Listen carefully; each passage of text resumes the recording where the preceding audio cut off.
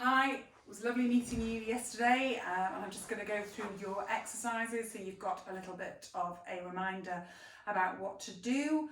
Just a couple of things to point out first. I just wanted to double check the stats, which I have done. The risk of dislocation following a hip replacement generally across the population is about 2%. The risk factors, so the thing that make that more likely, are if you've had a hip replacement before, which you haven't, if you are over the age of 80, which you're not, if the surgery hasn't been lined up brilliantly, if that prosthesis or that replacement isn't quite positioned as it should be. Yours is positioned perfectly because we have had those check x-rays. They've said it's absolutely spot on, and you can tell it is just from how I can feel it move. And finally, whether you are sort of deconditioned, sort of a little bit weaker without great muscle tone, which you are definitely not. You're super fit and healthy and doing all the things that we would want you to do. So hopefully that reassures you from a risk of dislocation point of view. The other thing to say is it drops off further still, almost sort of the further you get sort of post-op. So certainly after that first year, the risk drops again further still. So hopefully that reassures you. Right, so the things we spotted yesterday, and I think you're right, there is a little bit of sort of fear involved that when you get that hip, to a certain point, okay, because you then don't want to take it further forward, you kind of hitch like that. So if I show you from the back, okay, we get to there. So normally what would happen is the lumbar spine bends a bit, the pelvis tucks under, and then the hip comes up to give us that range, okay? What you kind of want to do is get that far, get a bit nervous, so I'm going to hitch my hip like that.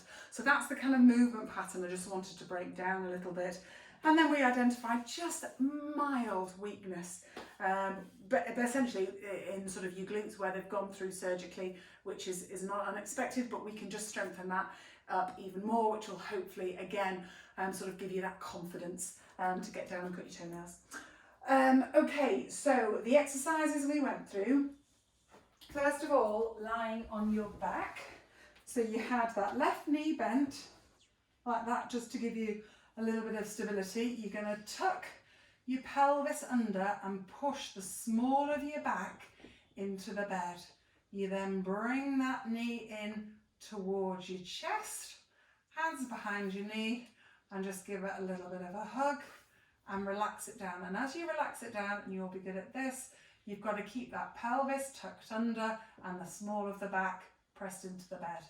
So again, tuck under, tuck that pelvis under, engage those abs, bring that knee into the chest, give that knee a little hug, control the release down. And again, tuck in, back into the bed, pelvis tucks under, bring that knee into the chest. It should be nice and slow and controlled, not too sudden like that. So it's about getting that roll in, engaging those abdominals, bringing that knee in towards your chest.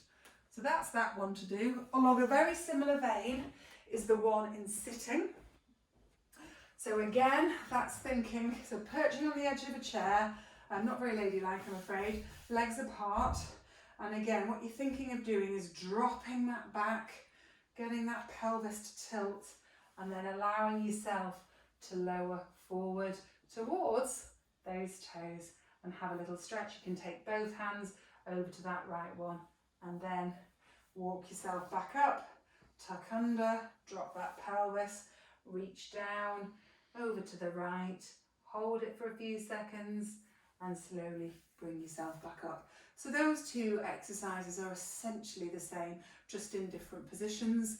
So obviously sitting down, if you're watching the telly and the adverts come on, you can do some lying on your back, maybe say for in the morning or in the evening, sort of when you're in bed.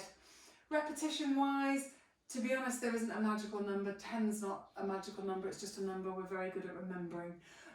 So I would say sort of sets of 10, 2 or 3 sets a day, okay, we'll be fine. And then finally, your strengthening exercise for this glute muscle here. So lying on your side, that bottom leg is bent, okay? Your hand rests on your pelvis, kind of, I'm a little teapot. Pull your foot up towards you and you are going to lift that leg up and hold it for 5 seconds. Slow, controlled release down to the horizontal. Lift up, hold for 5 seconds, and then a slow, controlled release down. Now what this hand is doing is monitoring what your pelvis is doing. So there is sometimes a tendency to want to bring that up and then try and rotate it, but in order to do that, the pelvis rotates a little bit, and that's not what I want. It doesn't go much beyond there. In order to get it further up, you need to add that bit of hip rotation, which, as I say, we're not after. We're really targeting here. Slow, controlled release. Okay. For this one, you're going to do 5 repetitions 3 times. So 3 sets of 5 reps. Just once a day is fine. When it starts to feel easy, your progression is to get something heavier than this.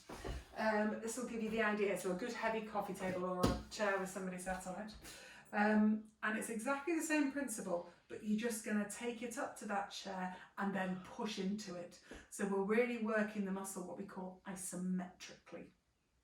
Hold it for 5 seconds and a controlled release. And then again, so you just work it into a bit more resistance. Okay, hopefully that all makes sense.